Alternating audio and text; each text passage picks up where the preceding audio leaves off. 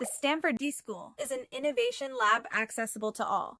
It aims to apply design thinking and innovation methods in both commercial and non-commercial sectors, creating valuable products and services through collaboration, interdisciplinary integration, and practical approaches. Unlike Stanford University, the d.school opens its doors to businesses and organizations. The EDIPT design thinking model proposed by Stanford d.school is widely applied in various domains.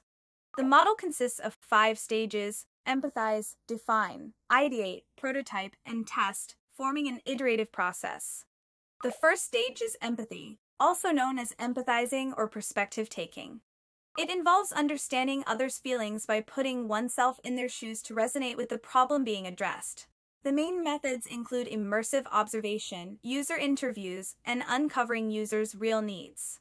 In design thinking, the emphasis is on human-centeredness, understanding users' real needs through observation, listening, and research, which lays the foundation for the subsequent definition and ideation stages.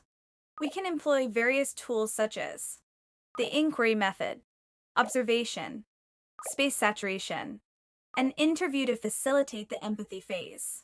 After collecting relevant information in the empathy phase, the next stage is integrating and processing this information to define an innovative and feasible problem.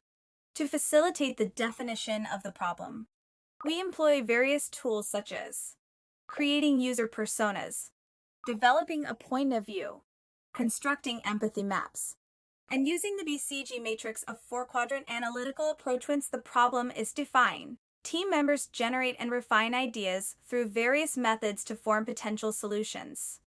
This marks the third phase of the EDIPT model, ideation. This stage focuses on ideas and encourages the suspension of judgment on their correctness. This can be seen as a brainstorming phase. Based on the needs defined in the previous step, designers are encouraged to break free from limitations and conventional thinking to come up with various ideas.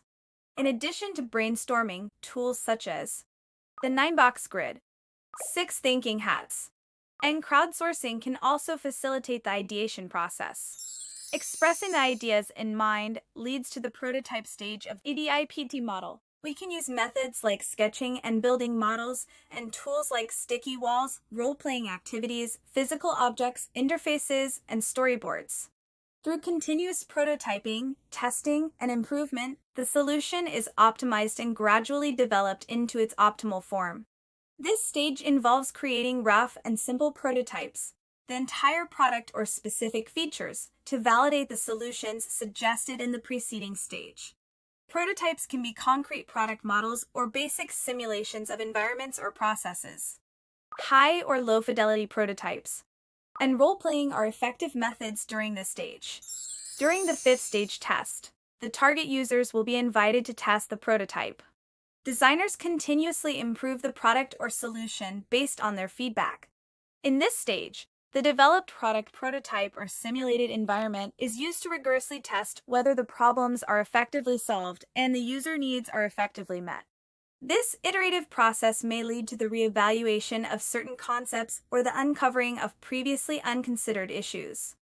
Tools such as demonstrations and the 4-quadrant test can be used to test the prototype. Overall, the design thinking process is a cyclical and iterative approach that involves continuous refinement and improvement of the solution. Each phase informs the next, and the model is designed to be flexible and adaptable to the user's needs. IDEO and the Stanford d.school's K-12 lab initiated a K-12-oriented project called Design Thinking and Schools K-12. This project uses the framework of the EDIPT model, empathize, define, ideate, prototype, and test to divide K-12 education into 4 distinct phases. It establishes the goals and ability levels of design thinking within K-12 education and designs activities for each stage based on different skill levels.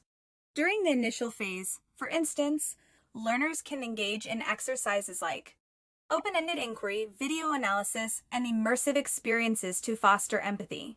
In the subsequent phase, as learners' cognitive abilities advance, activities might include conducting interviews, interpreting observations, documenting work notes, and capturing field notes to deepen empathy.